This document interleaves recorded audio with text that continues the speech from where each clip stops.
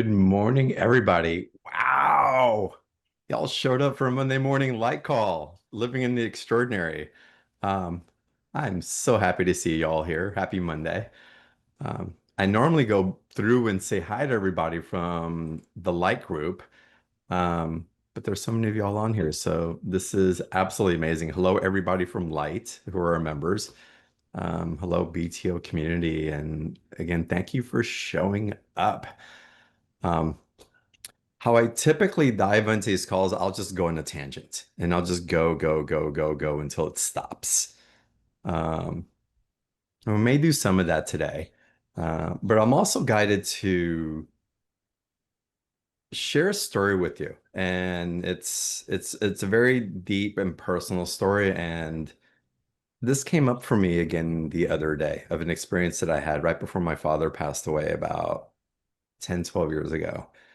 Um, And it's experiences like this that remind us of a capacity that we have within ourselves. And sometimes it takes something peak for it to just show itself because we let our guards down so much that it just can't help but to be there.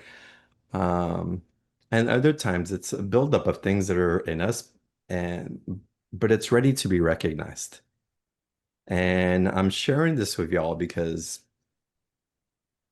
all of y'all have a unique gift and a capacity. And where is it that we deny that gift or capacity because we don't think it's really there, or other people seem to do it so much better, or God, I don't want to put that label on me. What would other people think? Or there's so many judgments about that label. Or other people don't receive this, so let me just be something else so that I can kind of make sense because that other thing doesn't quite make so much sense because if I'm that, not even if I'm that, because you're that and so much more. You just are. You just have different capacities. And the capacity doesn't have to become an identification. It's just one of the tools in your tool chest or your toy chest that you get to express your beingness through, your love, your passion, your intention of why you decided to come onto this beautiful marble we call Earth and have experiences with all of us. And so today's call, I want to dedicate to that beautiful capacity, that beautiful toy you have in the toy chest that I want to invite you to bring out and play with more. The calling for me also, I've been very serious all summer. I've got to play more. And I'm slightly coming out of it. I still feel a very serious tone coming through me, but that's okay.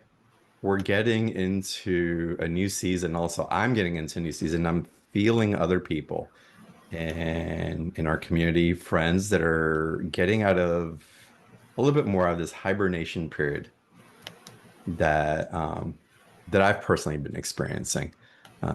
So we'll see what the coming months come through, even though we have some severe astrology, as we always do around September, with eclipses coming through, a fall equinox, all that influence us. But again, we get to choose how we have a relationship with those energies as best we can. We can at least set an intention. Um, so again, I'm dedicating today's call for all of y'all who are showing up on the light call for Beyond the Ordinary. Um, really honoring your capacities, your gift, and your ability to play with it. Um, and we do get to play with it all, which is wonderful. So oh, April, no, April is my producer assistant. If you don't know her, she's absolutely amazing. She's been with me almost 13 years since I began the show. Um, and April, did that pass away? Was it 12 years ago? Was it 10 years ago? I forget. Um, but I was in a place um, where dad was declining really rapidly. He had lung issues, he had colon cancer. Everything was just shutting down. Um, and it was just going to be a matter of days. and he would eventually take his last breath. And I was living in Santa Barbara at the time, and I flew out to visit Dad for a few days, and I thought I'd have time to go back to Santa Barbara, kind of gather myself, get caught up on some things that I was working on, and come back. But the second I landed back in Santa Barbara, within a couple of hours, I received the call, your dad's not going to make it another 2 to 3 days. You need to come back. So I, in essence, landed, booked the flight, and flew out the same day. Um, and when I got back to Colorado, where dad was living at the time, um, he was laying in his hospital bed that we had taken to the house. One of those beds that you can recline, go up and down. I forget what they're called. Um, and the whole family was there. My daughters, no, one of my daughters, my niece and nephew, my brother and sister-in-law and mom. Um, and we're all just spending a lot of time in that room with dad as he's on his oxygen machine, can't really talk too much. He's going in and out of consciousness, and sometimes he's having conversations with family members who've already crossed over. Um, and it was really funny too because he was telling them dirty jokes. He's cracking himself up, all in an altered state of consciousness. It was really sweet to have him so alive, even though he was passing. Um, and the next morning after arriving there, I had an opportunity to be with dad by myself. Um, I remember it's this little like 9 by 9 room. The bed's on the side, kind of a little bit of space on each side of the bed, and I'm sitting on the right-hand side of the bed, holding his arm, and I'm stroking his arm, and just loving on dad, um, comforting him, and just connecting heart to heart. Um, and as I was stroking his arm that particular morning, I closed my eyes. And as I closed my eyes, I felt myself going into this liminal space. It was almost immediately. Um, and when I got to this very still container, I feel my dad grabbing my hand, his spirit grabbing my hand. He's still laying in bed. He's not holding my hand. I'm holding his. He can barely even squeeze my hand. But in this particular space, his spirit, and it was like he was alive, grabs my hand, and I'm 5 years old in the same, and we start walking. And we start walking down this tunnel. As we keep walking down the tunnel, I see these shadows in the distance. I'm getting the chills as I'm telling you all this. And as we get closer, I start recognizing some of the shadows as my grandmother, my grandfather, both who had long passed, my godfather, who had passed away 15 years before that, two of my uncles, his brothers, um, Christ and Mary are there. This whole like entourage of spirits that we're getting closer to as we keep walking into the tunnel. And this beautiful light's emanating on the other side. And I'm surprised I didn't know how I wasn't blinded by the light. And there's so much love that I can feel as we're walking towards it. And as we keep walking closer to these beings and to the light, I'm getting older and older and older until we get to a certain page, a certain place where I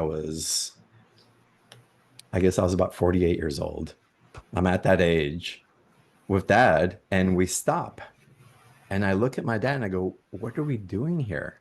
What are you doing stopping? We need to keep going. You need to keep going. This is amazing. He's like, we can't go. You can't go any further. This is where I'm going really soon. But you can't go any further. This is as far as I can take you. I'm gonna start welling up when I tell the story. Um, it's like, what do you mean? It's like, you look who's waiting for you. And I'm a little confused, but part of me understands. And that just turns and looks at me. He goes, I wanted to show them one of the only things that I did right in this lifetime. And the second he said that, It just, the whole scene just disappeared. And I'm back at the bed and I'm lucid again and stroking his arm in the bed. And it was a powerful experience. It was one of the most powerful experiences I've ever had, being able to go into that realm and come back out of it. Not induced by drugs. It was all really induced by love, honestly. And it was a journey into a confirmation of what I would learn is a shamanic path that is available to me should I choose to take it in different ways. And I have. I don't travel or guide people through ayahuasca journeys or psilocybin journeys. I have occasionally, because I do have a lot of experience in that realm now also, 10 years later. But that was an initiation into that shamanic pathway and being able to see spirits in that way and interact with them is also a confirmation of an attunement into being to work in different dimensions by tuning in and channeling the energies that are coming through. So part of the gift that I have that I get to play with, that I get to experience life with, is the ability to be with spirit and the ability to go into other dimensional portals, a capacity to be aware of the different dimensions that are available and hold and actually build bridges and hold those thresholds open for anybody who wants to access that threshold with me. There's nothing I can do to allow you to cross or to make you cross, but I can show you the doorway. And that's something that comes through on a continuous basis, whether we're doing shows on BTO and we're holding that higher vibrational state in consciousness. And I'm curious, how many of y'all do that when you're in conversations with people that you're really resonating with, where where normal small talk starts at like a lower kind of frequency, it's not as fulfilling, but sometimes when you get with certain people, the state of consciousness raises and you start communicating in intelligence that feels so much more alive and it feels more like your essence and where you'd rather be um, than some of the other experiences. After a couple of weeks after I had that experience of that, um, he passed the next day. Um, we had the funeral to wake, and it was very tender for me. Um, in different ways. But a couple of weeks afterward, there was a book launch that I was asked to be the MC at, and I wrote a chapter in the book and all that. So I flew out to Toronto, and amazing co-authors and collaborators for the book were there. And we had the event. It was wonderful. And one of the co-authors is a psychic medium, and she channels loved ones from the other side. Um, and she invited a small group of us, about 8 of us, to go meet her in her hotel room because she was going to do a channeling session and a mediumship session. Um, so we get up to the room, we're all kind of gathered, and she starts getting into trance state, and she immediately it's like, who had a father who recently passed away that smoked, chain smoked all the time? It's like his name starts with a D. That's my dad. My dad's name was Dario. And dad used to smoke 3 packs of unfiltered cools a day, and he quit when he was 42 years old, but the damage was already done. Um, and it's like, that's dad. And her first message from her was, he wants you to continue with the singing lessons. Don't stop. And I had started singing lessons like a month and a half before. And when dad started getting sick and I was going back and forth, I'd stop. It's like I had to cancel all the sessions. Um, and he never knew about those sessions. I never told him I was taking sessions, any of that. So that was awesome. Then Sandy's looking at me. She says, you know, he really loved when you were sitting on the right-hand side of the bed and you were stroking his arm. that was really special for him. Um, and when you're doing that, he really appreciated that it opened up an opportunity for him to show you off to your relatives who had passed. Blown away. Confirmation of just what's coming through. And again, this is 10, 12 years ago that this happened, and I talk about it, and it's alive like it happened yesterday. The reason I'm sharing this is that I know that I'm wired to have a capacity for these things, but I keep a lot of it within me. I don't want to share too much of it. I showcase so many other channels and psychics, and there's a part of me that just kind of wants to be a little more normal or fit in or not be judged or maybe even not think that other people do it so much better. Why would anybody want to hear it from me or receive it from me? And we're really at a time in our history and humanity that we really can't hold back what we're wired for, our gifts that we've been given, not just for our own sake, but the world needs this type of connection. The world needs the gift that you bring to it. The holding it back, thinking it's not enough, it's not serving you, and it's not serving those that you're here to serve with your love and your light and your gift.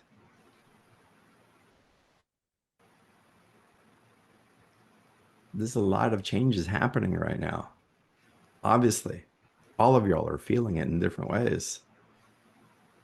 We're going to have massive cyclical changes, not just energetically, but our climate changes are creating a mass exodus from different zones around the world because we're going to have climate evacuees because different places around the world aren't going to be sustainable in the way that they have been.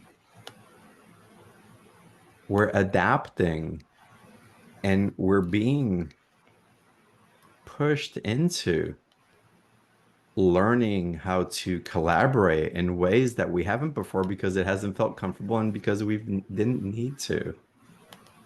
We're at a point where our humanity and our compassion and our capacity to help one another is going to matter more than it ever has before. And so you getting into the practice of sharing your gift, your love, if you don't know what that is, then share your playfulness, share whatever, share your laughter, share your ability to problem solve, share your capacity to connect with spirit, share your knowledge of gardening,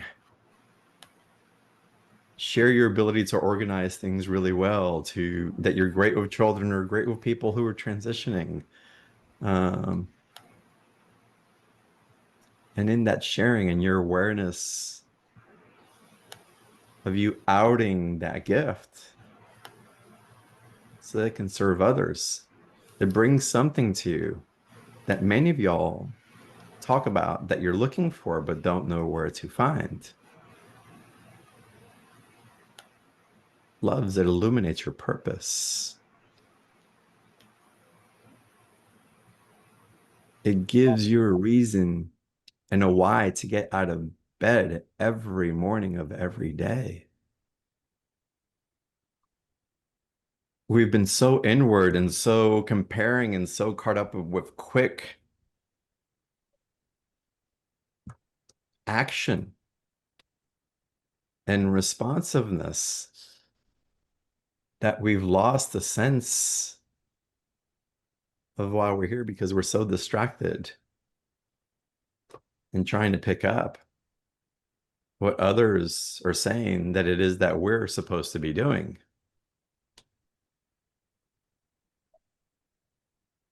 And so your gifts are needed now more than ever.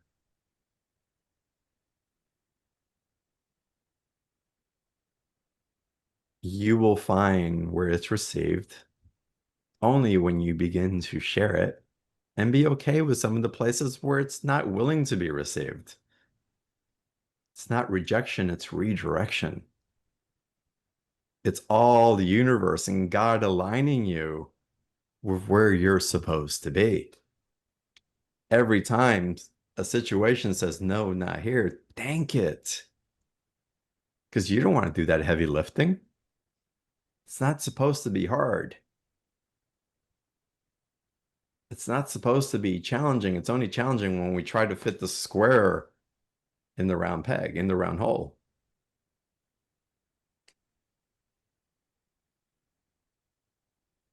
The people that you've been looking for are ready for you. The connection and the intimacy that you've longed for, you need to find that within yourself first and not hold back the most intimate part of you. Because how can we seek intimacy and acceptance from another if we're repressing that within ourselves? The letting go of judgment of ourselves, the shaming, the not enoughness, the confusion. I don't have the energy. The I don't knows.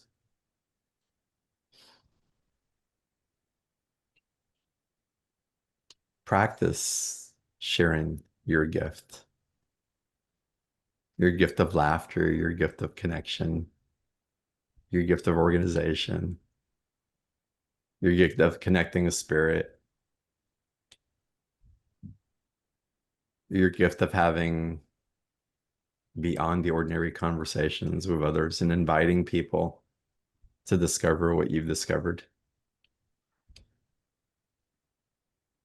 Anywhere in your life where you have fallen and gotten up again, guess what? You become a teacher for that. You're an expert in that, knowing that if you fall down, you can get back up and that there is light on the other side. Not just light, but opportunity. And not just opportunity, but vitality. Not just vitality, but deep sense of purpose. And in that, there's connection and heart resolve and opening and expansion. And it's these through these trajectories of what's contracting in our world right now that actually the opening is occurring also. Because when we discover that within ourselves, when we resonate even more to community, even if you have community, is that community wanting to grow? How's that being shared in a larger way with the ripples? Just happen. Not because we have to save humanity or just do anything, but that light can't be contained. And the light not being contained, it is healing for anybody who gets to receive it.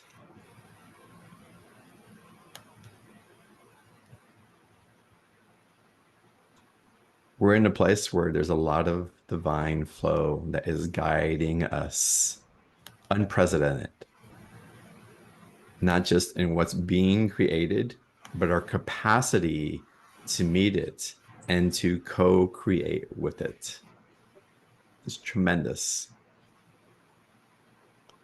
And I also want to bring in Norris, and I'll take Q&A in a little bit also, so we can open up to conversation.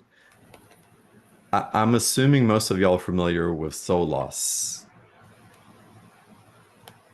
where a part of ourselves leaves because of traumatic events. And the shamanic traditions, they work on getting back those soul aspects that needed to splinter off because it didn't feel safe, because we, for whatever, because of the circumstance, had to diminish an aspect of ourselves, and so that part of us, that action taking ability, had to splinter off. And those parts of us hover on the periphery of us. And sometimes we feel it as potential. Sometimes we feel it as loneliness. God, there's something about me and I don't know, but I don't know why I'm lonely. It's like I'm missing something. Sometimes we experience as I used to be able to do that, but I can't anymore. I don't have the energy. I don't have the capacity. I don't have the enthusiasm. Sometimes we feel it as closing down our hearts. It's like, I'm not loving again. That hurt way too much.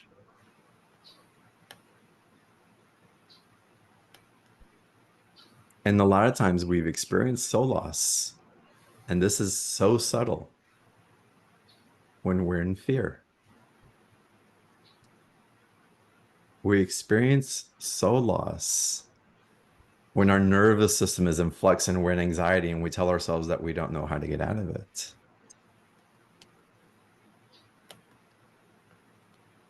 We experience it when we immerse ourselves in situations that pump up our anxiety and has us leave ourselves because there's so much information and so much confusion.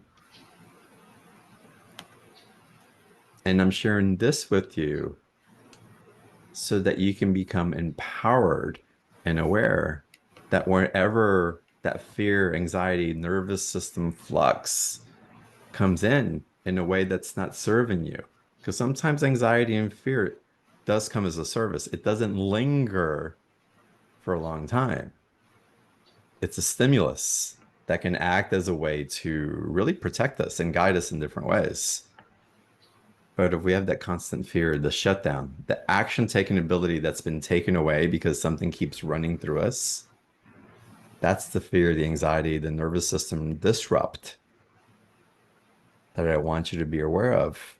Because if you're aware of it, you'll have a capacity to call yourself back from it, to do soul recovery and come back to yourself.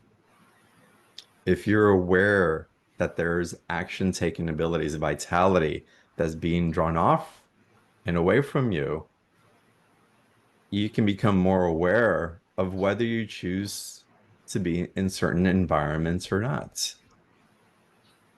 To tune into particular channels that want you to be in those states. To be in dynamics where you're outpouring way more that you're giving in and you're feeling drowned. You're losing vital life force. And I so don't again, care on here. today's call, I wanted to bring in an awareness of how soul loss can come in so that you don't participate in it knowingly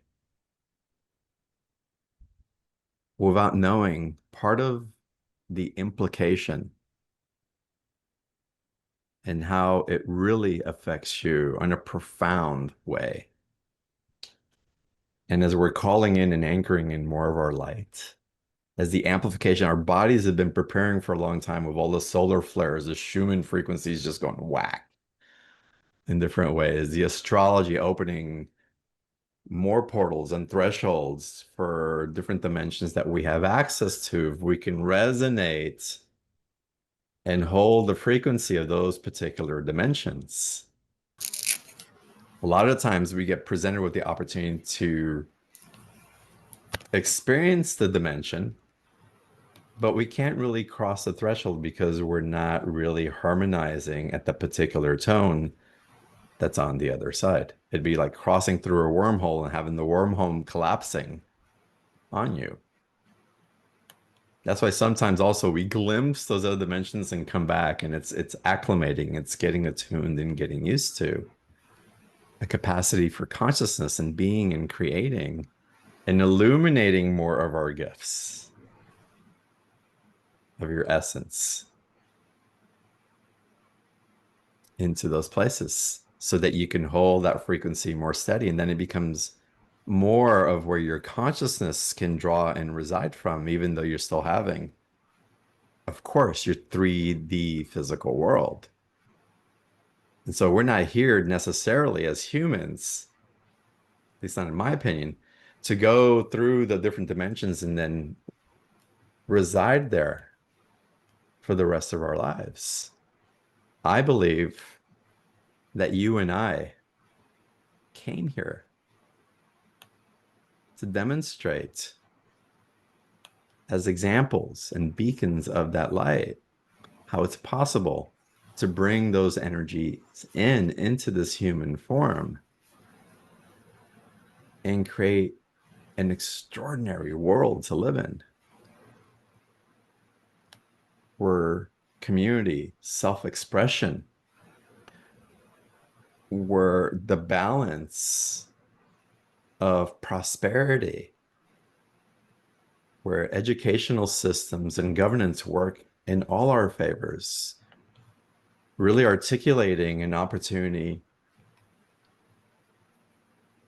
for everybody to prosper and be abundant in so many ways, in ways that we can't even begin to imagine now because there's still so much separation that we witness. Now, you can be in that abundance, knowing this, holding the frequency, holding steady what's become available to you.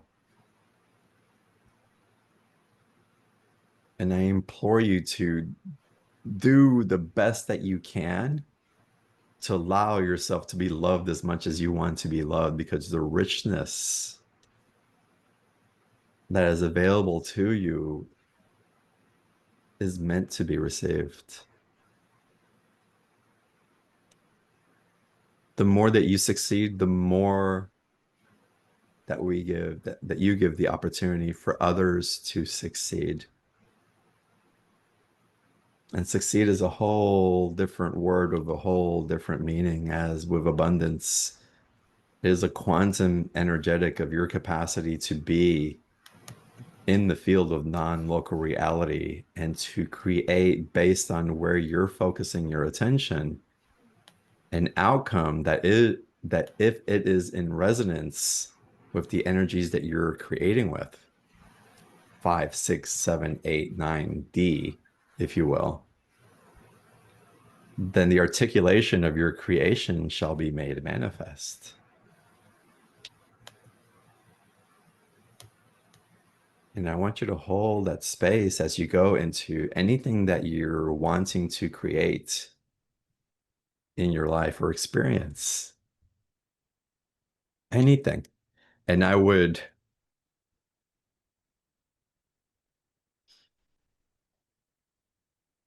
give yourself the gift of you every day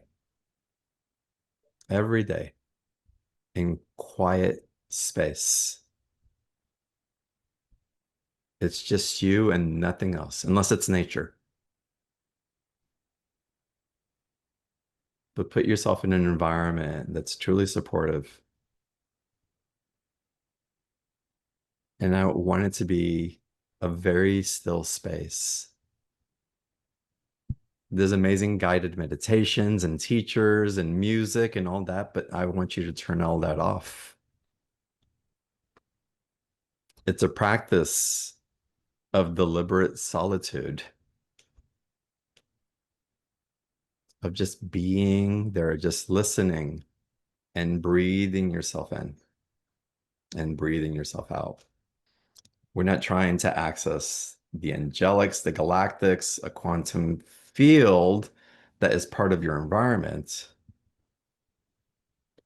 What I want you to do is just be in the curiosity, but also the knowing simultaneously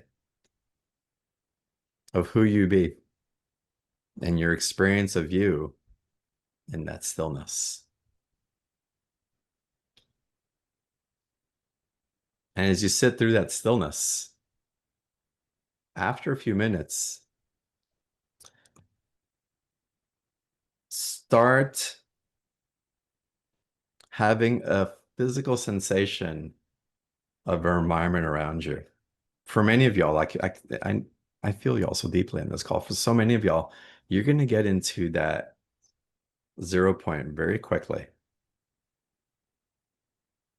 If your mind is racing and there's a lot of things going through, just sit through it. And some things that you can do when your mind is racing, if you can see my hands, if you're listening, um, sit in that contemplation, we'll call it that meditation, with your palms face up on your lap, comfortable place. And if a thought comes in that disrupts the quietness, take your right hand, flip it over, and flip it back over. It interrupts the mind. It gave it something to do. And then you're just in training that it's okay, that you got the message and you can move on. Again, after a few minutes, you'll get into that 0 point space, the liminal state. That's actually the place where I got to before I took that journey with Dad, going into the tunnel, seeing spirit on the other side, and my ancestors and the guides. Those are were waiting for Dad to join him, to guide him through wherever they were taking him. Um, and try to hang out in that still space as long as you can, and just feel it around you. Just feel it. It's it's like almost pitch black and still. It moves so fast it becomes still. And as you're inhaling and exhaling, just breathe yourself in and exhale that of you which you've gathered to come into this bubble, this energy space that you're creating, and you're inhaling you and you're exhaling you. It's just you being with you.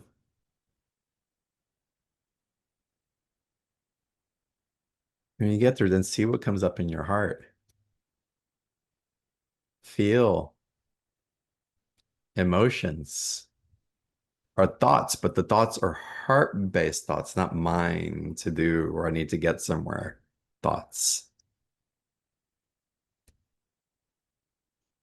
When you get to that space, feel into what it is that your heart has been longing for or ready to be with, ready to create, and start drawing that thing closer to you, knowing that you're magnetizing what is in alignment to you. You'll notice that in this practice, we're not going out to get. We're being in the stillness of the consciousness of non-local reality, where you are aware that you're creating based on where you're putting your focus. You know, so many conversations have come through the show over the years. It was really popular quite a few years ago that you're God creating is God. And, you know, we're ready, and this is the space to do that. Where you put your attention, that is what will grow. That is what you're creating.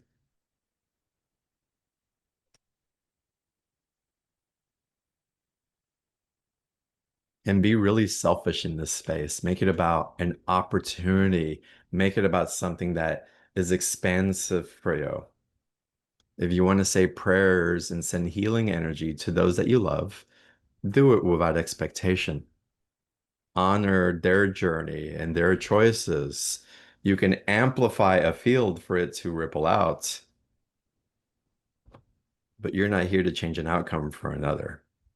This is all about you and your connection in this space. And whatever guides want to show up for you will. Whatever information wants to be downloaded through you will. Allow your body to have whatever experiences it is having without judgment or agenda. And as you close out the meditation, the point of stillness, which I hope you can do for 15 minutes a day.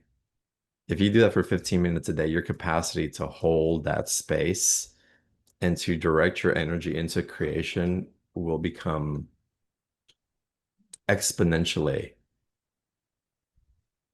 more pronounced.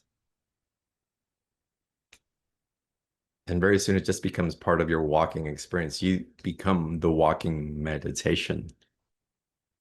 You become the one that is aware of that stillness and that 0 point that you're creating from with every breath that you take. You're aware that anything that's coming up for your life is happening for you. We don't judge, but we listen and we become better at choosing the environment that supports the trajectory of what we're creating with non-local consciousness, with 0 point, co-creating with God.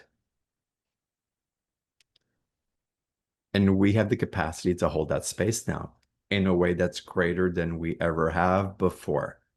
We can do it because also to create from that space the purity of heart that is necessary to create the outcome that you're hoping for. Because if you want to create out of manipulation and fear, you're going to create that, but it's going to collapse quickly because that can hold in the new field of conscious creation that we're elevating to. The old patriarchy system is dying because it can't support. It's taken from a place of lack, of greed, or I have to have, and because I have, the other one can't. Those systems are faltering and we're shifting. And so now it's up to us to create the new realities through our individual expression and what it is from that heart space that we're aware of that is ready to be given birth to through us, through you as an individual. And it's time. It's time. So sit in that contemplation, sit in the stillness. I used to go to those places. I actually used to go to the breaker box in my house and turn off the breaker box. So there'd be like no noise, even electromagnetic noise. I'm not suggesting that you do that, but I was like so dedicated to it for a long time. And the period where I was dedicated to it, like really um, devoted to that space because it felt so good. Um, I'm being called to again, but my experiences during that time, I had guides showing up to me on a continuous basis in dream state teaching me.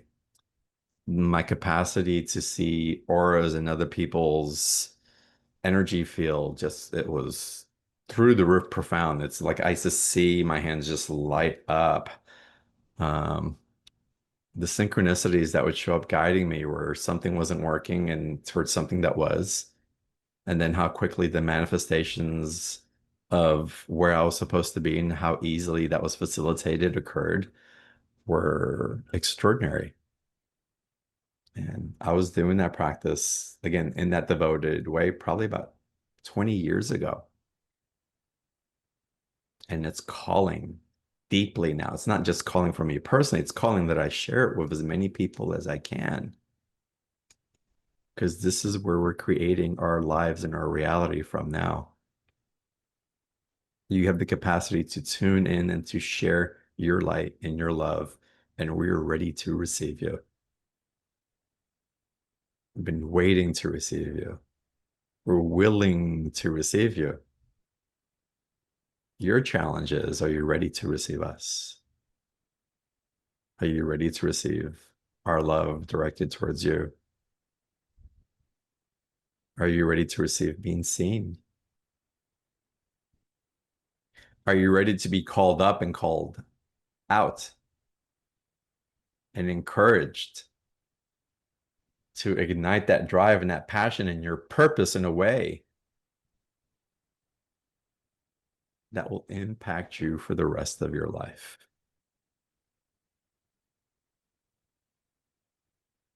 None of us individually, well, I can't say that.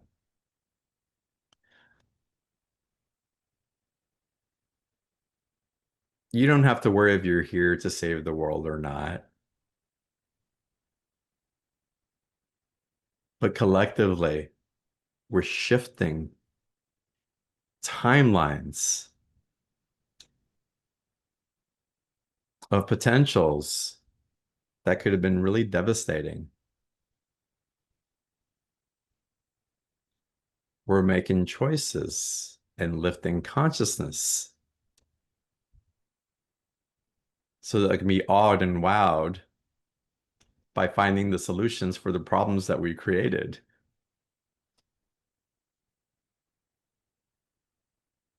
And there's no pointing a finger at who or what created the problem because we're all in this together.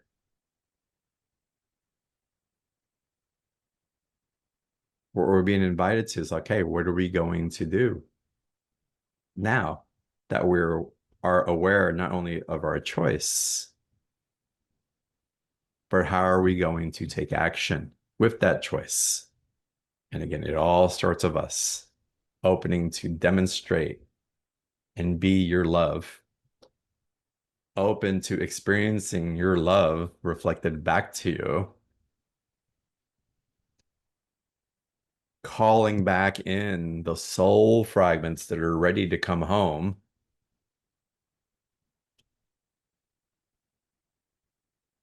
and choosing to play with it in a way that really enriches your experience in this incarnation from today until the rest of the breaths that you take while you're in this form, that you awaken your heart to receive, that you awaken to joy, you awaken to your purpose, that you may know your passion and that we may benefit from your passion. It's time, y'all. It's time. There was a light call actually last week um, that we did, and I want to offer that to y'all. I think we'll make it public also and put it on the YouTube page. There was a cord cutting ceremony that I took the group through. Um, and it's a beautiful ceremony because it's not about severing ties with someone else and just it's not abrupt and violent. There's such a an acknowledgement of the energies that we exchange with the intention of love that sometimes get entangled in ways that become confusing. And so that particular facilitation um, can help to bring back aspects of soul that maybe didn't feel safe or weren't ready to, or were holding on to regret and resentment and anger that prevented it again. It kept it outside of us because it was still invested in the circumstance or circumstances. And so for everybody on the call, when we send out the replay, we'll send out the link for that call last week.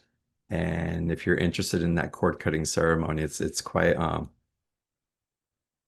beautiful. And the way that I guided in, because the light members that are in the group here, they hold such a high space of vibrational tone as well, that to get into that liminal 0 point space and do that cord cutting ceremony from there becomes quite powerful. So again, we'll share that also and put that out. And if y'all are open, should we take some Q&A? Y'all have questions that you want to address? And before I get into the questions, I want to share with y'all. I wonder about, again, this is typically a membership call time. No rush, but if y'all are interested, it's every Monday I have the light calls, and it's me, River Group, and it's a small group that typically comes on. Typically, it's 10, 15, sometimes 20 people that show up live. Um, we broadcast at 12 p.m. Pacific on Mondays, and I may switch that up a little bit again. I may go back to 5 p.m. sometimes. I know light people don't get mad at me. I'm just trying to find that sweet spot so that everybody has an opportunity to join. We may take turns with it. But if you're interested in joining the group, it's quite powerful. A small group of us actually met in Northern California. What was it, Carlotta? A year and a half ago? A year ago? And we all got to experience a medicine journey together or a couple of medicine journeys together that I organized with an amazing facilitator. And there's more of these gatherings that I'd like to do in community because it's just time for us to meet more in person, uh, to hug each other, hold each other, and there's co-creation that becomes available that when we hold space physically with one another, that it ignites like thoughts and possibilities and creation and playfulness and when we say yes to each other in person, it creates a sense of like a commitment. It's like, okay, we're going to follow through on that. We're actually going to create something. So it's the light community is beautiful. And if you want to join, if you're interested, the link is in the chat box. We'll put a special offer up on the page also. So if you click on the special offer button on this call up, maybe April and Chris already put it in. I don't know. Really didn't set this call up that way. But you can also access the page at livingинtheextraordinary.com. Um, and again, we meet every Monday. It's typically for about 90 minutes. I'll come in and channel in this way. Sometimes it's just direct channeling. Sometimes I pull tarot cards. We play lots of different ways. We open up to Q&A as well, and I tend to go deep in the Q&A um, because it's important. I do want to warn you though, if we bring up something in question, I don't hold back. I want the highest possible outcome for you. So if you might come in resistance to something, I may push the edge, but that's only because I also know that you're ready to receive that edge.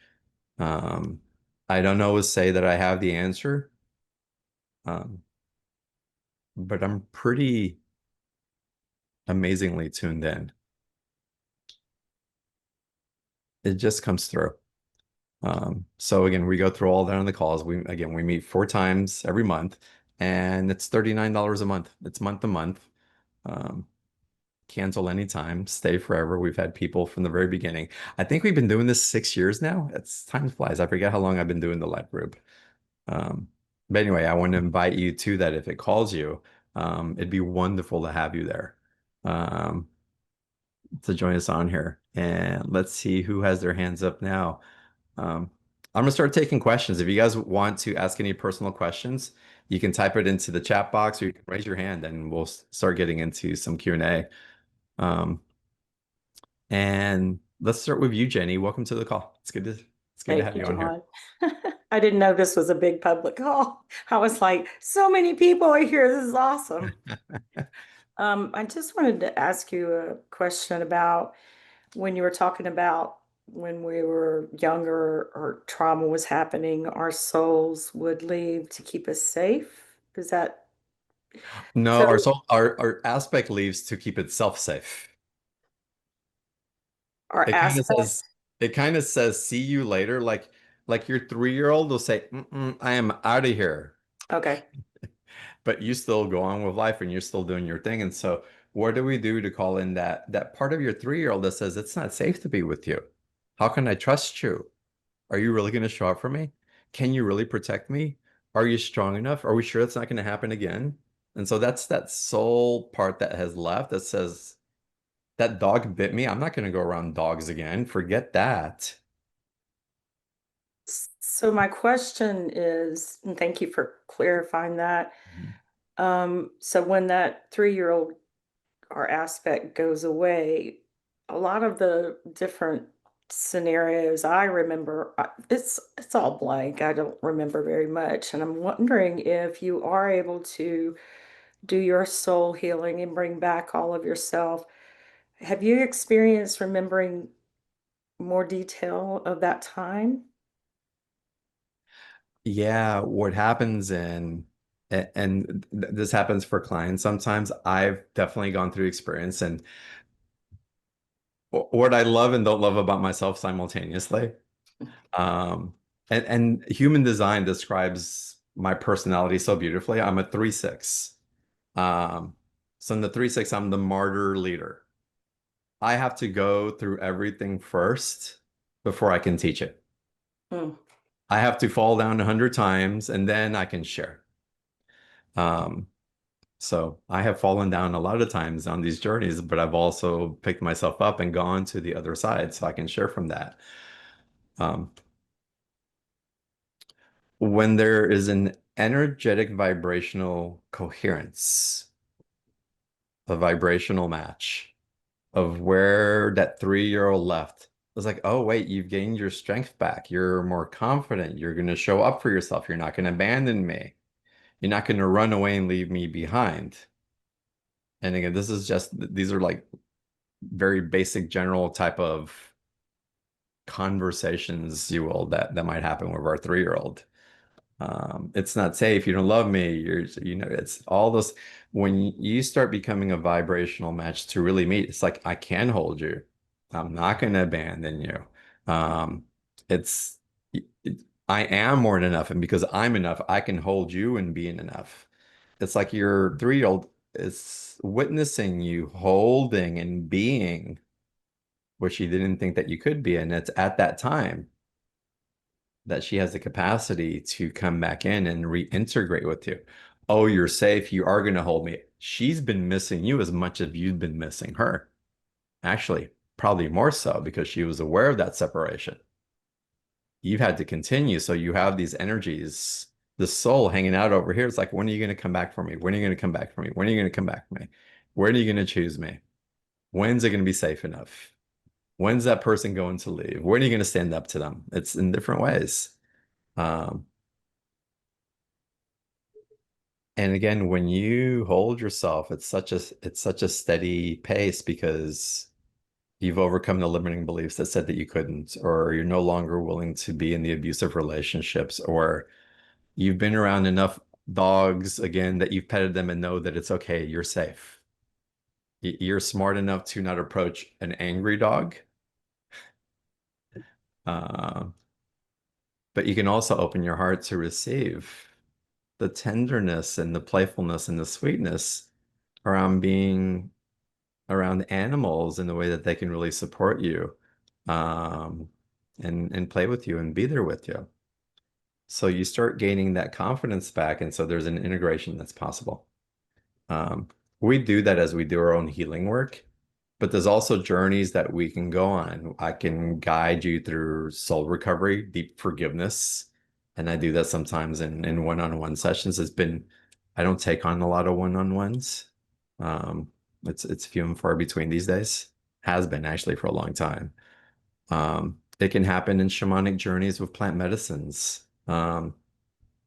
It can happen also. I Part of the facilitation I do is it's a mirror process where I give you specific statements to work with. And actually, those statements work with that 0 point field that I talked to you about earlier, where we're creating from that place of non-local reality, pure potential. What happens with ayahuasca, if you will, and what happens actually in these sessions with the mirror statements are exactly the same thing. Ayahuasca is just really direct and floods it all at once. But what happens is we sit with ourselves and we sit in front of the mirror and we're having a direct, intimate conversation with ourselves. In the mirror exercise, you're so present with your soul and an aspect of you that you're available to, and you're ready to listen to anything that it has to say. I give you statements, and the statements go through a progression. And so I'll give you all one that you can choose to use if you want to. Um, One that comes up strong for a lot of people is about being a priority or being enough. Let's go with priority. And so as children, it's like, oh, I'm not a priority. Other people are more important. Or this work, dad's work is more important. Mom's wine is more important, or whatever. My older sister, whatever the situation is. But we start becoming aware that we're not important enough. We're not a priority. Other things are more important than I am. And so as we keep carrying that limiting belief, a part of us starts splintering off, or many parts of us, and we carry that into other relationships and they affect everything. So with the mirror statements, You sit in front of the mirror, looking directly into your left eye, into your soul, and you're repeating a progression of statements that puts you in a place where you're holding that thought and the feeling of that thought for 17 seconds or longer. I was taught this before Joe Dispenza was talking about creating from this space. And I love that he's sharing it because so many other people get to receive it. If you can hold a thought for long enough, it starts to become your reality. But it's not just a thought. You have to go through the progression of the thought and the beingness. So I'm a priority. The first thing you have to do is you have to know that you're safe. So we start in a mirror. It is safe for me to be your priority. The next statement is deserving. If you don't think you can be safe, there's no way you can get to deserving because you're just in safety zone. So the next statement, I deserve to be your priority. The statement after that is a progression. I can. If you don't think that you deserve, there's no way that you can because you're not holding the belief that you can actually hold it. You may glimpse it, but it's going to go away and it's that back and forth and the disappointment, the not enoughness, the not belonging is going to keep rising. It's safe for me to be your priority. I deserve to be your priority. I can be your priority. And if you can, the next stage, I am a priority. Do you think that you can hold the truth and the belief that you can be, that you are a priority if you don't think it's safe? Or you don't believe that you deserve it? Or do you believe that you can? So people that go into affirmations, I am a priority, I am a priority, it's wonderful and it can stick, but it takes a long time. If it even does, because you have to be able to hold it, create the adhesion for it in your neural pathways so it can become part of your walking reality. I am a priority. What holds it all together is the gratitude. Ah, you feel that in your heart. Now you're igniting the field. I am so grateful that I am a priority. And when you get to that point, you can feel your field relaxing when you're in a true state of gratitude, because now you're in receptivity. So you become a magnet for those things that demonstrate just how much a priority you really are. And then you take those same set of statements, looking directly in your eye, but you put your first name in front of the I. So instead of I am a priority, John, you are a priority. So we'll go through the progression so you can write it down. John, it's safe to be a priority. John, you deserve to be a priority. John, you can be a priority. John, you are a priority. And you repeat that statement every day for at least 30 days. They say 21 days, I say 30.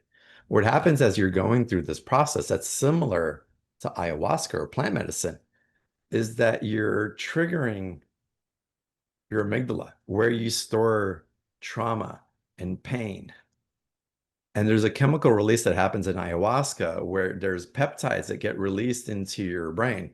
You're doing this by holding the state with these statements also, is that you're releasing new peptides that are forming new neural pathways. In ayahuasca, you may relive the traumatic experience so that you can choose a different outcome. And so you may go through the trauma and the experiences, and it hurts so bad, you're like, get me out of here. I don't want to experience this anymore. So provide me something new. And the plant ceremony will give you the option of seeing more light, of having a guide come in, of having an intelligence, of the plant singing to you, going, hey, look, this doorway is open. Let us create it for you. When you're going through these statements, you're creating the doorway. You're saying it's safe. I deserve, I can, I am, and I'm grateful. You're the creator of the doorway, of the threshold, of the portal.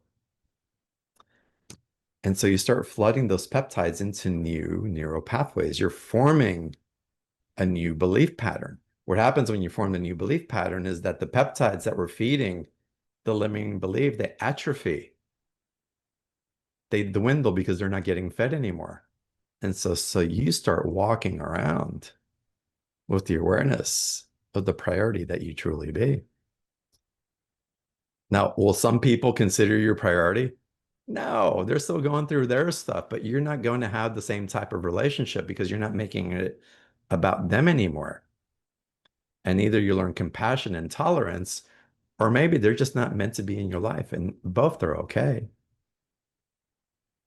But you won't override your awareness of how precious you are and your soul be, that you're going to continue to allow the diminishments of your light for the sake of carrying something that is no longer true for you. And so soul recovery happens through that process as well, because that action taking ability, you've claimed it.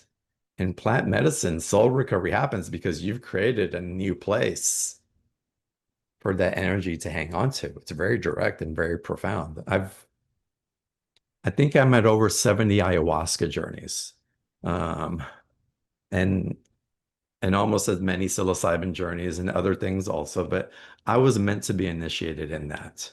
And I didn't go into any of those ceremonies until before I knew how to play in this energetic field. So I saw guides, I had direct experiences. My psychic visioning was through the roof before I ever ingested anything.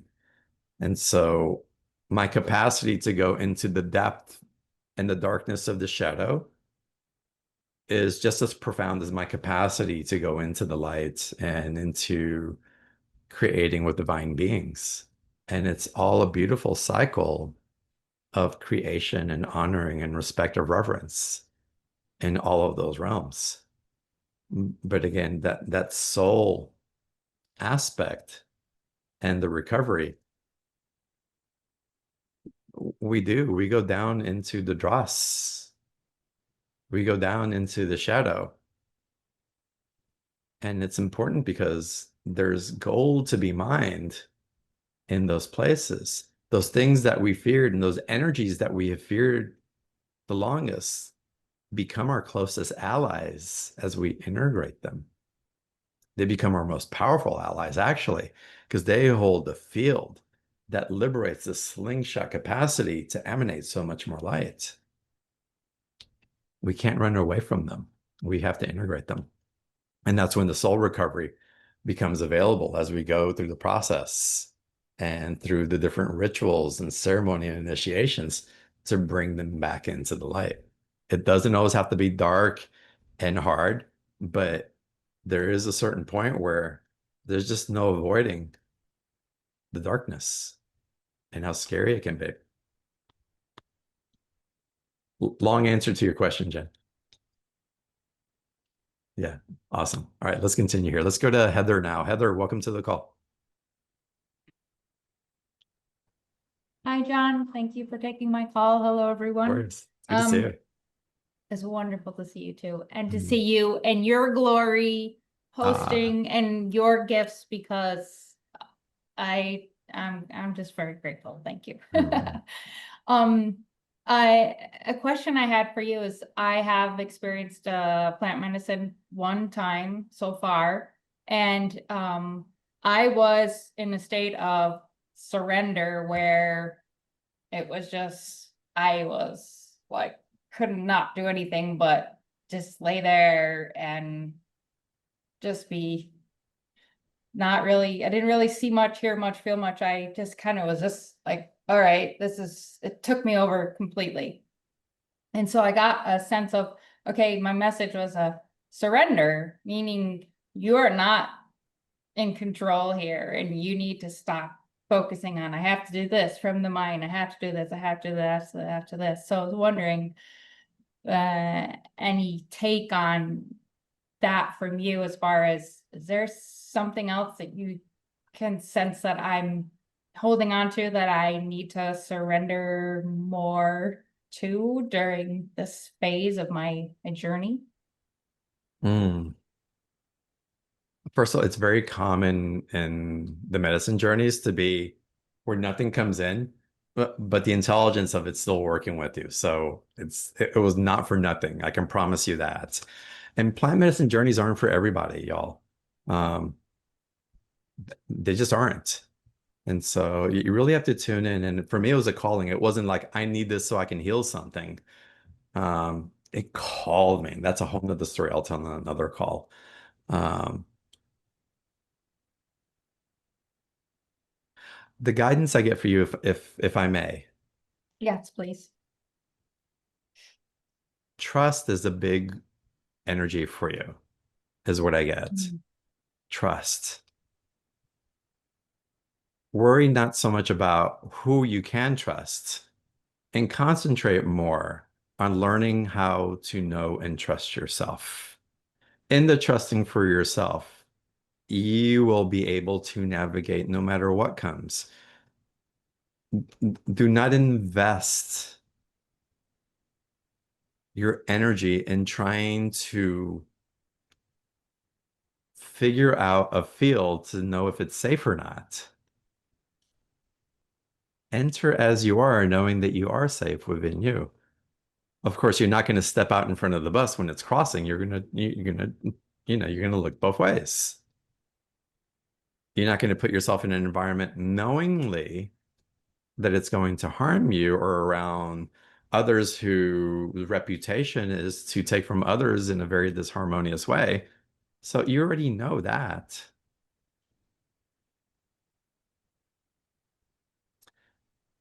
And I'm told to tell you that it's okay to have your heart broken. It's okay for your heart to break, love. Welcome it. Invite it in. Invite it in. Allow your heart to be broken 10,000 times over. Because that's the apprehension of that's what's keeping the experiences that we want away from us. And if the heart gets broken, it's like, damn, that hurt. Okay. But I'm not willing to hold back my life anymore. If this is as good as it gets, and I have my heart closed and I'm willing to live the rest of my life from this place because this seems to be okay, then fine. But if there's anything that you're longing for, that you're wanting to experience, where you feel shut down, that something's calling you, and you don't know how to get there, I tell you, open your heart, and it's okay to fall. It's also okay to receive. It's also okay to play. It's also okay for you to be received and to be played with. It's okay for you to feel your sensuality and your excitement. It's okay. It's okay for you to play and to not know, and then to know, and then to not know again. Live your life open and just trust that you have you, that you can trust yourself, that you can support yourself, that you are a priority. As a matter of fact, at the end of the statements with the mirror and with, I trust you, I love you, I support you. And then go back, Heather, I trust you. Heather, I love you. Heather, I support you.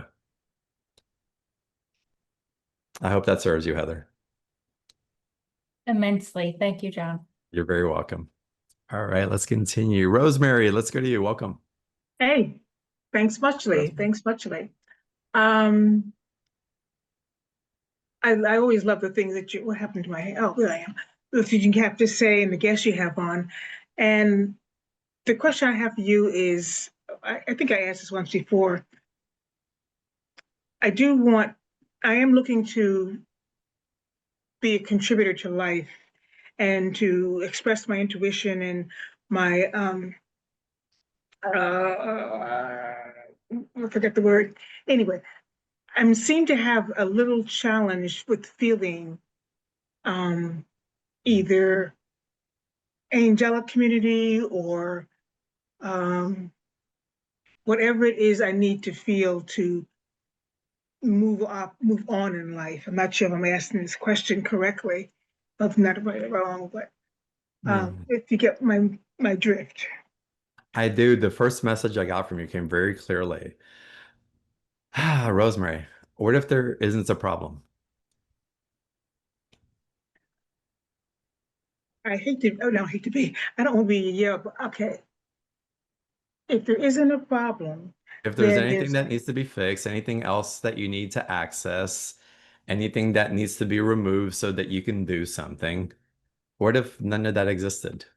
What if there isn't a problem? then there isn't a problem. I I would be able to sense and feel the angelic community. I would be able to sense and feel my intuition uh, more and trust it more. But what if you not feeling the angelic presence is not the problem? What if you not feeling your intuition in the way that you hope is not the problem? What if you have everything that you need and it's all perfect right where you are?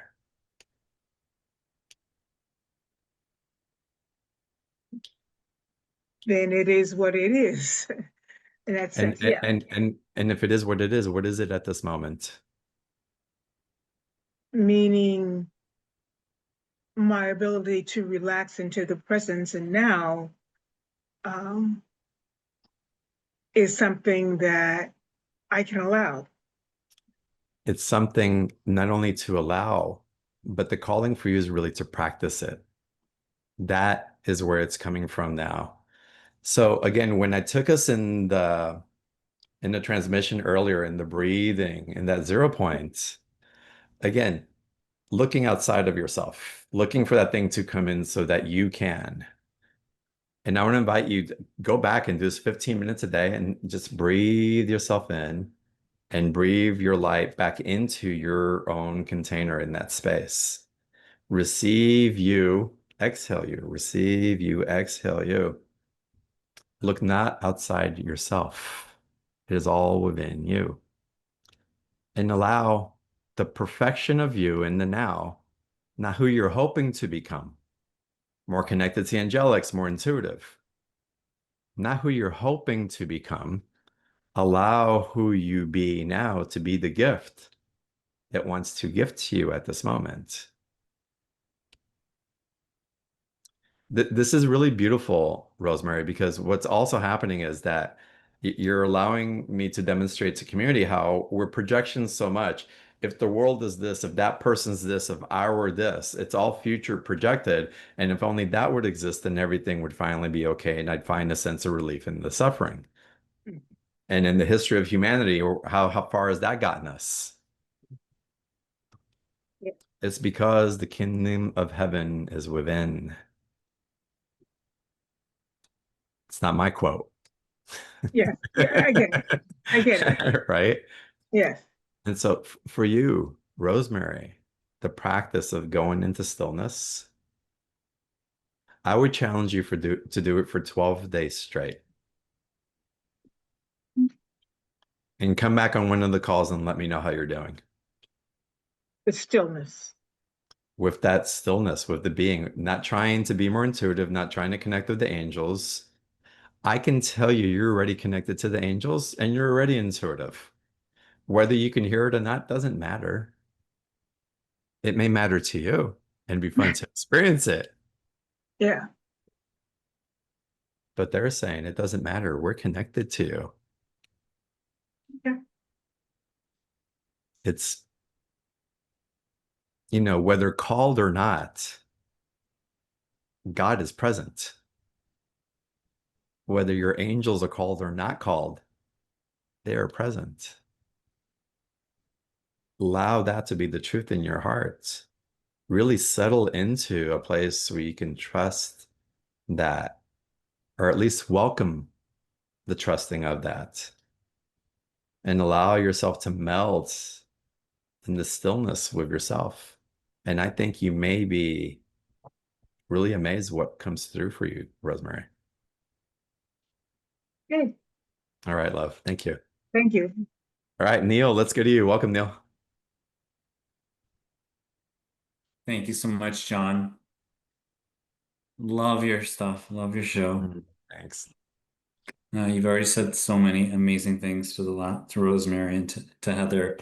I've been meditating for 15 years, and what you just took us through with the 15-minute activation is something I've needed. For you, I want to give you something else to add to it. As you're in it in stillness for a little while, and you kind of start feeling some of the creation, this may resonate for some of y'all. Play with it. Get into a place where you roll your eyes up into the back of your head, keeping your eyes closed.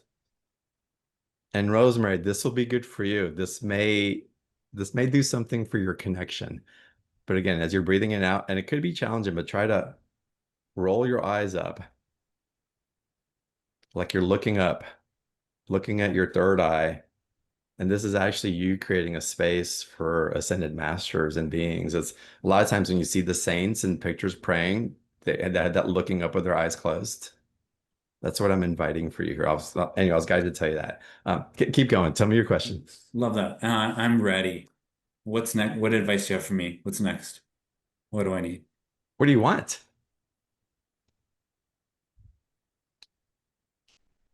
I just want to spread joy and love. Oh my God, this is another 15-minute story that I'll condense into 1 minute because I don't want to run too long. I was in Mount Shasta in the hot springs and I was doing the same thing. I'm ready. Life's good. It's amazing. I just guide me to where I need to be and I'll show up. I just want to spread love. I just want to be of service. And my guides kept coming in. Well, what do you want? And this was a 15-minute conversation back with my guides, back and forth arguing with them. What do you want? I just want to serve. No, what do you want? I just want to serve. What do you want? I just want to serve. Like, no, no, no, no. What if, Neil, everything that you came here to do in this incarnation, you have already completed?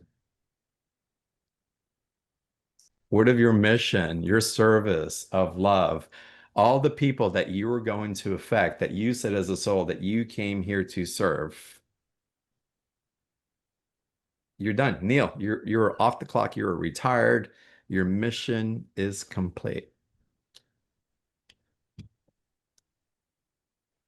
And tune into that. Get into a place where you're really being honest about and truthful and welcoming in what it is that you want. Because the universe wants to gift you the world. My guides told me in that experience, it's like, we love you so much. And you have been in service in so many ways. And part of your capacity to tune in to serve others is going to be taken away because you're accelerating into something different. And so your ability to tune in, to be psychic, it's going to change, and it may be disorienting for a while because you're not going to be able to see in the same way. And it's going to feel like we've abandoned you, but we're right next to you, we promise. But if you already know what's going to happen in the future, and you already feel that you just want to spread your love, but you already have that planned out, then you're really controlling your life. You're not living it. And we want to gift you the biggest gift that we can give you in this world because we love you so much. We want to give you the gift of awe and wonder. Go out into the world, play with what it is that you want. Go towards that and be amazed at the awe and the wonder that shows up along the way. You won't be able to help but to serve and love others and ignite the light within others as you experience awe and wonder within yourself. You become this bursting sun of love and energy. What the world needs is example of people who are living that type of life, not in sacrifice to serve and help others, but to let them know the new world that's being created by being that world.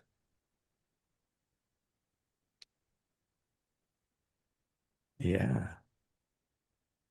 Having an exercise in the mirror, sit down in front of a mirror, look at yourself in your left eye, Ask your 3-year-old, ask your 7-year-old, ask your 15-year-old, and ask your 25-year-old, what do you want? And see what comes through. All right. Blessings, Neil. It's good to see you. Thanks Thank for being on you. here. Thank you so much. You're so welcome. All right, y'all. I'm going to take one more question. We're running at about 90 minutes, but y'all, this has been amazing. Thank you for being here and for the opportunity. There's something a little more that I want to share before we end. Um, Lisa, I want to go to you as you're unmuting.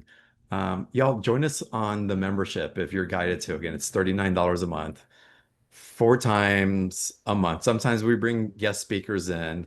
There's been suggestions from the members that they want to create a little more community within themselves also. So they kind of want me to back up a little bit so that they can hang out. Sometimes I highlight some of our members as teachers as well, which is a lot of fun. So yeah, it'd be wonderful to see y'all there if it calls to you and for you to become part of the Light Fam. Again, the link for that Chris has put in the chat box, and you can access the website at livingintheextraordinary.com. All right, Lisa, welcome. Thank you. I know that we've been talking about how asking the right question is so important. And I'm flummoxed here to think of what is the right question I should be asking. I discovered you were programming, maybe it's been about a year, and I've signed up for many different special offers and leaned into them as much as possible. I'm interested in the concept of ascension, developing psychic abilities, and I'm also a creative person that wants to complete a project. And I really dream and vision that all the time, but there's challenges with that. And I'm wondering, and then I'm also very appreciative of where I am in the moment. And so I'm feeling confused, like, what should I really be doing? I try to do certain practices and so on, but It's the meditation practice I gave earlier. Bring that project in that space. First, get to that 0 point space, the still space. When you're there, see if you can see or feel the light or some type of heart resonance with the project, and start bringing it closer to you and hold the future vision of it like it's happening now. So have gratitude like it's already here. Love the abundance of the service that it's being for others. See how it's like growing legs and expanding. And as you bring it in, again, as you're sitting in that 0 point space, you're inviting it into an intimacy with you. It's like, all right, show me what you want to become, but let's create this. Like bring it. This is an aspect of you that you're bringing home to you. In essence, this is kind of like a soul recovery also. And so as you draw it into you, allow it to just vibrate and hum when you feel it. And this may take a few rounds of that, but bringing the consciousness into the sacred space that you've created. Once you bring it into the consciousness, allow whatever emotions wants to flow through. Gratitude, release, love, showing up, whatever. You'll feel an emotional kind of component with it. Once you get there, and before you close out the meditation, I want you to, as you're breathing in and out, create a sacred lock, combination lock. Bring in colors, numbers, sounds, vibrational tones that are embedded with words, perhaps, and make it as complicated as you can. You don't have to consciously know it or remember it, but know that your field is creating this combination lock that is keeping the temple that you've just built, this sacred space, really refined so that influences that try to come in can't. Distractions that try to pull you away from what it is that you're birthing don't have the opportunity. You can give anybody the combination that you want to give it to, and it's just a thought. It's like you're a yes, and just it gets revealed. But anything that comes to infiltrate that or that tries to influence it in a way that is taken away from the intimacy of the creativity in whatever way that is, isn't allowed to enter that space. Very interesting suggestion. I think the first part of what you suggested, I'm very good at doing, and I do it a lot. But then the back end of it is a new component to play with. Mm. And I also think that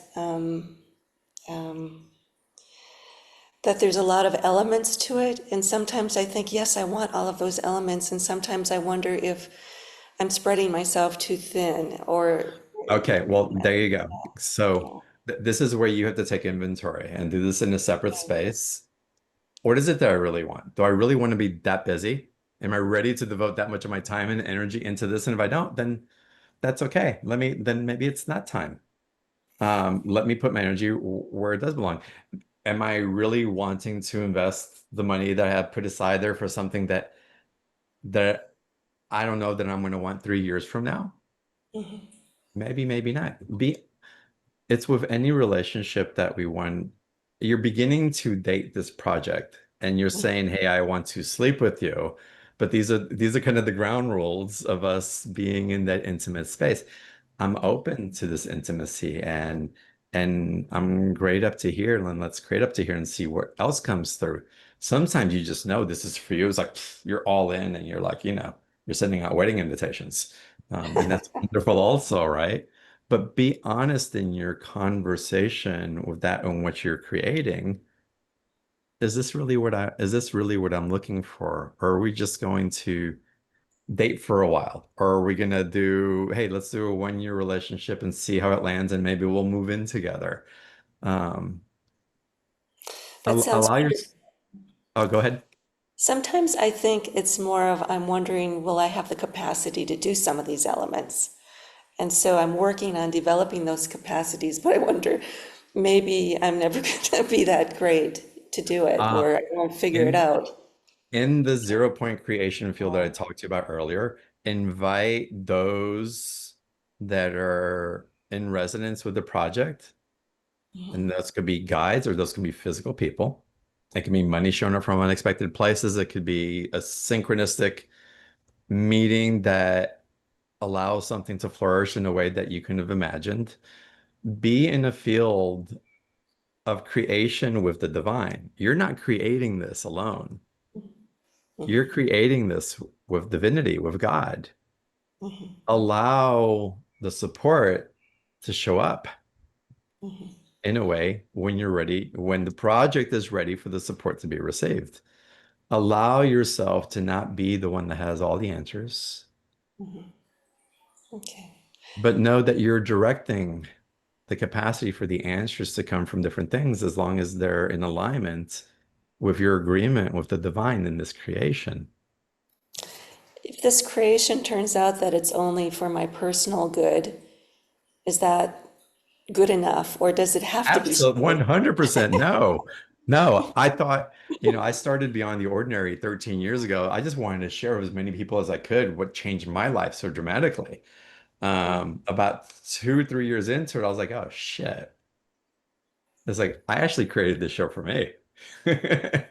I said I was serving all these other people, but I realized that my higher self, my little self, all it's I created for me. I found my community. I was having the conversations I wanted to have.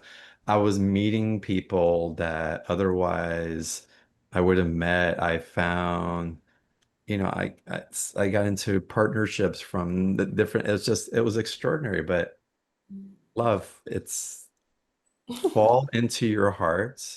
All of us, we drop into our hearts and know that everything that we're creating and everything that is being gifted to us so that we can create those things are all for us. It's all happening for you, Lisa. I am here for you, Lisa. For nobody else. I'm here for you. Everything Yeah. is happening for you. Everything. I mean, really take that in. Like, really, like everything. Your children came here for you. Mhm. Your marriage came here for you. Your parents came here for you. Your house is there for you. Yeah. Sit in your first meditation. I'd love for you to sit in that, just in that this all is here for me and receive that. Like open your heart to receive that. You have so much support. There's so much love that wants to open to you. Allow that tender heart to just like be bathed in the waterfall, the cosmic love that's there for you. Thank you. It sounds too good to be true. But Beautiful. And let the mind think that all day long, but allow your heart yeah, to receive everything that's too good to be true. that's right. Like Thank you just so much. allow your heart to just say your mind can be the filtration system amazing, but your heart's saying, but I'm receiving. It's like you do your thing, mind, but my heart's saying, yes, I'm receiving. Yeah, Yes, yes, yeah, yes. yeah. Thank you, thank you. All All right, right. Blessings on your project. Oh my God, I'm excited for you. thanks. You're so welcome. All right, y'all. We're at the top of the 90 minutes now. So I want to thank all of y'all for being on the call today and for allowing me to share in this way. And it's an honor to be here with each and every one of you. I am so blessed to get to receive and to gift from this place. And again, I want to take us back to the beginning of the call. It's time to share our gifts and not hold them back. The world needs us more than it ever has before. You matter so much, but also you need you now. It's time for you to show up for you. Those parts that feel lonely or isolated or confused and not on purpose or can't feel the passion or are in fear or in I don't knows or aren't received. It's time for you to show up for you, to receive you, to express you. You're precious. And we're here to witness you and celebrate you. Mm. Thank you all so much for joining. Love and blessings. Loving blessings, everybody. Thank you, Donna. That's a tradition on my, by the way, y'all. Donna closes us off with love and blessings.